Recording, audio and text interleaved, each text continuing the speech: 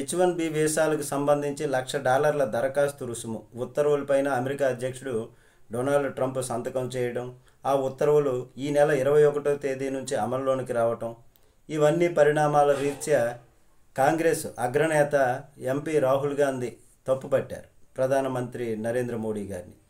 Trump తొలిసారి దేశాధ్యక్షుడిగా ఉన్నప్పుడు ఈ అంశాన్ని ట్రంప్ దృష్టికి తీసుకురాకపోవడం పైన మోదీని తాను 2017లోనే ప్రశ్నించానని ఆయన గుర్తు చేశారు. అలాగే మోదీ బలహీన ప్రధాని, మళ్ళీ ఇదే మాట చెబుతున్నా అని రాహుల్ తాజా ట్వీట్లో విమర్శించారు.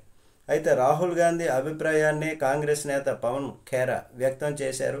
ట్రంప్ కుట్రలకు రాహుల్ 2017లోనే హెచ్చరించారని, ఈవేళ ఎద్దేవా యావత్ దేశం కూడా ప్రధాని మోదీని ప్రశ్నిస్తోందని అన్నారు. ఇదేమీ కొత్త పరిణామం కాదు. 2017 జూలై 5న ఇలాంటి కుట్ర జరుగుతోందని మోదీని రాహుల్ హెచ్చరించారు. ఏదైనా చేయాలని సూచించారు కూడా.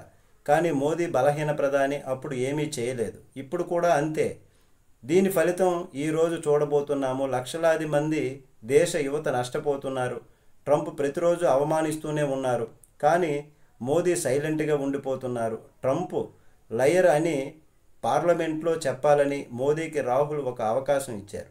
ఆయన ఆ మాట చెప్పి ఉంటే యావత్ దేశం కూడా ఆయన వెనుకే ఉండేది. ఈవేళ యావత్ దేశం మోదీని ప్రశ్నిస్తుంది అని పవన్ ఖేరా వ్యాఖ్యానించారు. అయితే భారతదేశం పైన ఒక పద్ధతి ప్రకారం అమెరికా పట్టు బిగిస్తోందని కాంగ్రెస్ సీనియర్ నేత మనీష్ తివారీ ఆరోపించారు. H1B వీసా పైన ఇప్పుడు జరుగుతున్నది యాదృచ్ఛికం కాదని, వరుస పరిణామాలను గమనిస్తే పాకిస్తాన్ ప్రేరణతోనే యుఎస్ ముందుగానే కాల్పుల విరమణ ప్రకటన చేసిందని, పాకిస్తాన్ ఆర్మీ చీఫ్కు వైట్ హౌస్లో ఆతిథ్యం ఇచ్చారని, ఆ తర్వాత భారత్పై 50% సుంకాలు విధించారని పేర్కొన్నారు.